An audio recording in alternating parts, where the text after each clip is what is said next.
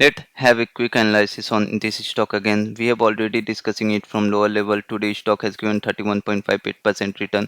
No profit booking is seen in this day. As you can see, stock just break its previous high. As you can see, first it break this resistance, then this resistance, then this resistance, and then this resistance.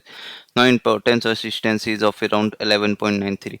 If a stock break this resistance, then more upside can be seen. Note that if the stock goes in down direction, and this is the most important first support, that is of around 11.04. If stock break this point, then more downside can be seen in this stock. Note that this stock can go down for around 30 to 40% in just one day, as you can see here. That's why stop loss is necessary while trading in this type of stock. Also try to analyze the chart pattern. It will help you to make more profit. In last 6 months, the stock performance is so good that the stock has given 364% of return.